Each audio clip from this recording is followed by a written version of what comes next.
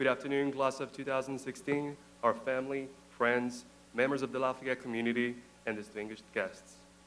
Today, I'd like to talk about something that is very familiar to all of us.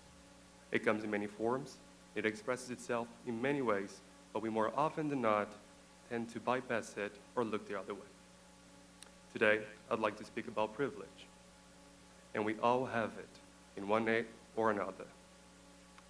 To a friend of mine, privilege is graduating from a college. To another one, it is being a white male from New York City.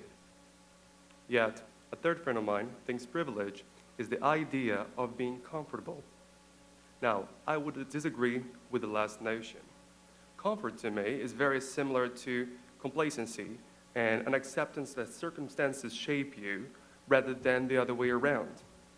Do not get me wrong, I see limitations and constraints on various levels, but personally, I think the most insulting thing someone could say about me is that I seem average. I do not want to be comfortable. I do not think mindless repetition adds to anything.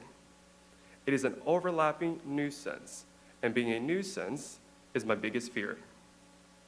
Privilege is often the ability not to look, to go with the flow, to not have to work to pay bills, to not have to study every awakened minute to understand the material, to not have to work hard to have friends. This is all privilege, and we are all too used to many forms of it. But I consider the greatest privilege of all to be something else. We all have it, one way or another, especially having a world-class education here at Lafayette. It is the privilege of taking risk. About 5 years ago, I was unfulfilled about the path that my life was taking. I was studying international relations at the most prestigious academy in Latin America, one that prepares you for a diplomacy academy. While this would have provided me with a robust set of qualifications, I soon realized that that career wasn't for me. Sure, I could have finished the degree, gotten a diploma, and that sheepskin would have gotten me a job in the private sector, which is what I thought I wanted. But I knew that for me, there was a chance to something else out there, something better. So I took a chance, I took a big risk, and I put a hold on my then current degree. I started calling colleges and universities all over the US. I wanted to embark upon a liberal arts education to better understand my drives and passions. And soon I realized that what I wanted was very much the opposite of my prior school. I wanted a very small, liberal, one-on-one kind of school. And so I found Lafayette. I still remember calling admissions one late afternoon. We chatted about the fact that I wanted to come as a first year, about my grades, about the fact that I needed financial support from the college to afford to come here. The hold on my former degree was to expire about a month before admission letters would be sent out from Lafayette. I wouldn't have a fallback, so I needed to be all in.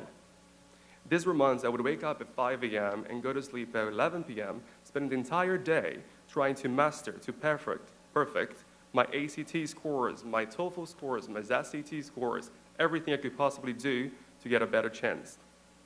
After about 1 year after leaving school, filled with long study days, excessive anxiety, and daydreams, I got in, and the rest is history. Now, the fact of the matter is, this is a story about privilege. I was privileged to have had parents who supported my decision to start over.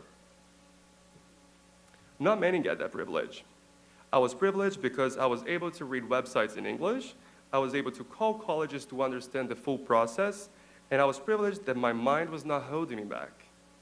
At Lafayette, I was privileged that I could be openly gay every day. I was privileged by having phenomenal mentors. I have brilliant and much more talented people surrounding me. Some of my friends at Lafayette have thrived in extremely tough circumstances, from depression to the unexpected inability to pay for next semester's tuition, to panic attack, and deaths. This is not privilege. Life happens when no one else is looking. Still, my friends and classmates excel at using their life experiences to fuel their dreams. On the other hand, privilege is demanding. It comes with its own set of impediments and demands. And with privilege comes responsibility.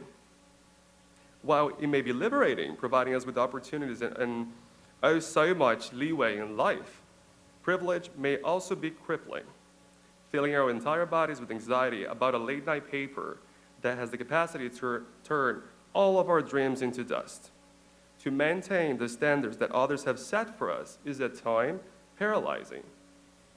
In trying to withhold and excel the standards I personally have set for myself, I have failed and I felt unaccomplished multiple times. Yet, somehow, I seem to have done okay. The beauty of privilege is this: it may be forged by work, resilience, determination. You may not fit your own preconceived notion of what a good side of circumstances, the privileged side of it is. But you learn to leverage what is unique about you to amass to something greater for all. That is privilege. You commit your entire being to what you're passionate about. You create change. We have the choice to create change. We have the privilege to take risks. You can do something for yourself. You can do something for others. Now, I know I was older than most seniors at the time that I came here as a first year, and even now, at the age of 26, I still dare to say, we are young. So many paths and adventures are out there for us in a world of known unknowns. And it is all blurry, but still filled with exciting and truly transformational experiences. We have the privilege to take risks for us and for others, to impact the world in a positive and unique way, today and in years to come. How much are you willing and able to risk? Now, that is your call. But I truly, very sincerely, hope that you will use your privilege to take risks. Parabéns à classe de 2016. Congratulations, class of 2016.